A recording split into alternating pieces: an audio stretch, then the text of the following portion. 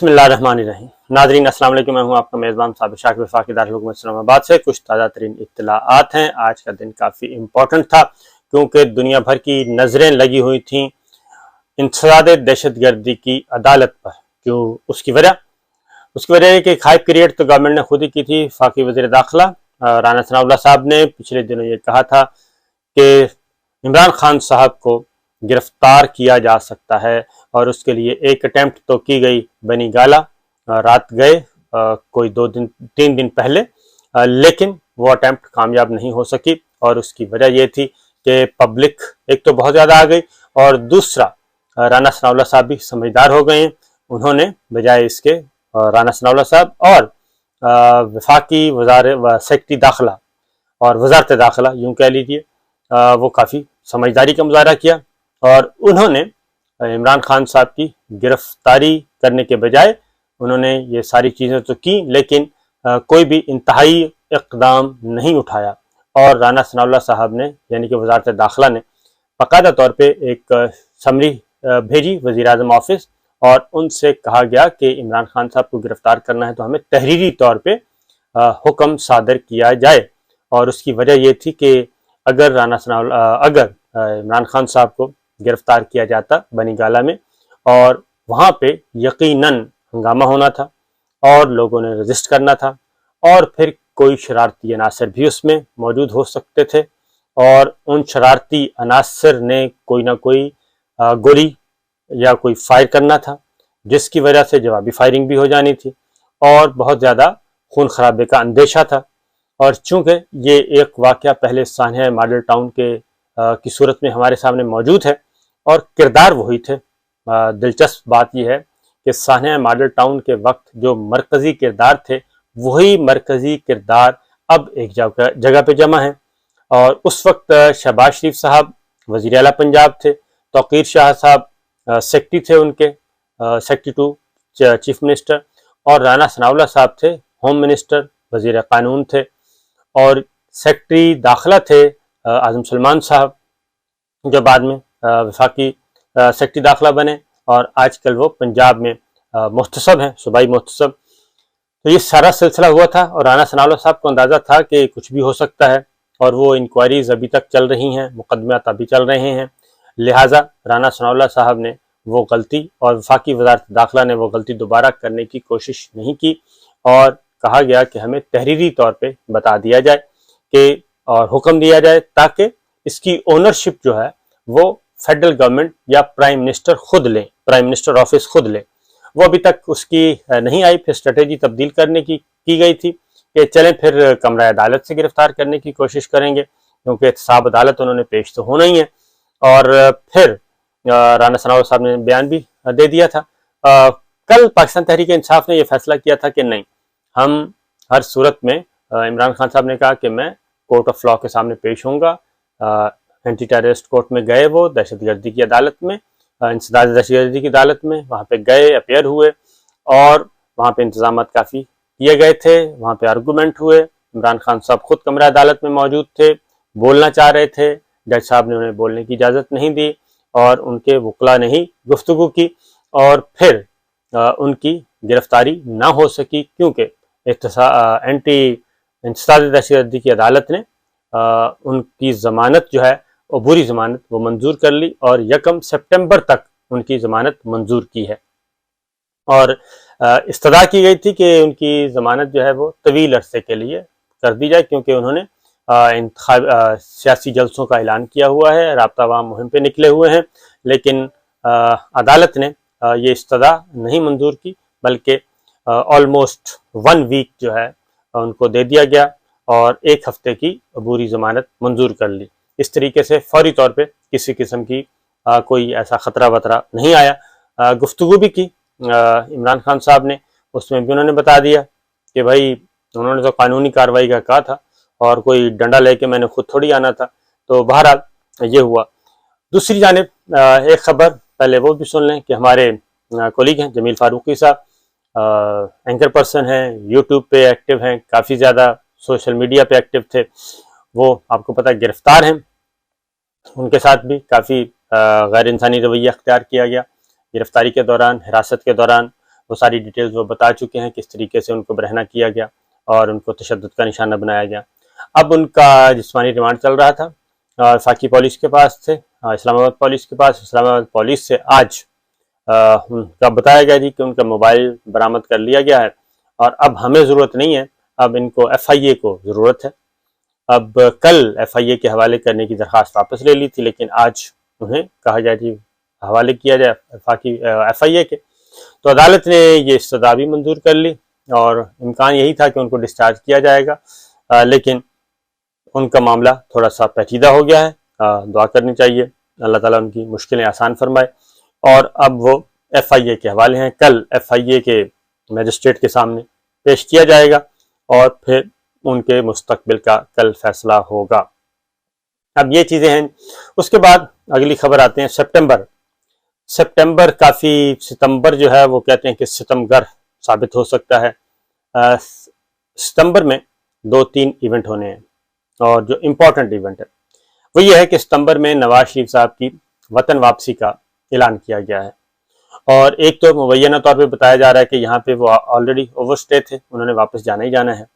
और दूसरा जो एक और बात बताई जा रही है वो ये है कि वो वापस वो कोई और तरीका भी इख्तियार कर सकते हैं, उनका ये इशू नहीं है कि वो किसी और मुल्क में भी जा सकते हैं, वो किसी मिडल ईस्ट के मुल्क में भी जा सकते हैं, लेकिन वो पाकिस्तान हर सूरत में जाना चाहते हैं। और उसकी वजह है कि उनकी पार्टी मुस्लिम लीग नवाज जो है, उस पार्टी का भी तकाजा है कि अब आप वापस आएँ, किसी भी तरीके से वापस आएँ और वापस आके अपने पार्टी के नज़्म व नस्क और पार्टी की क़यादत संभालें। और अगर आप ना आए और आप एब्सेंट रहे तो फिर पार्टी जो है वो हाथ से निकल जाएगी।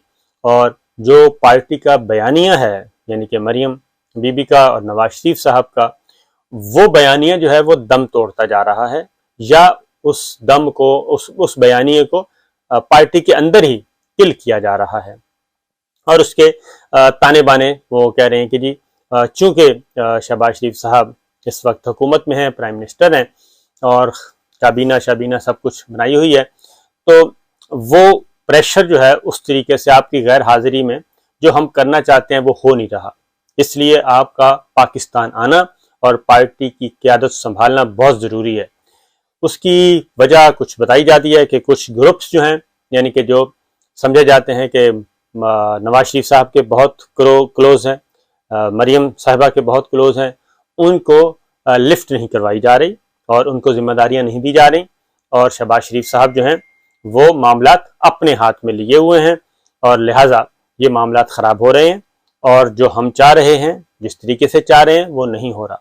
लिहाजा इसहाक डार, एक और भी इशारा मिला, इसहाक डार साहब की आज एक पिटीशन थी, अपील थी सुप्रीम कोर्ट ऑफ पाकिस्तान में और उनको इश्तिहारी करार दिया हुआ था, तो उसके सुप्रीम कोर्ट पहुंचे हुए थे। तो वहाँ पे बाकायदा तौर पे अर्ली हेयरिंग के लिए ये दरख्वास्त लगवाई गई थी, लेकिन आज सुप्रीम कोर्ट को बताया गया कि जी भट्ट साहब, जो उनके वकील हैं सलमान भट्ट साहब, वो अवेलेबल नहीं है।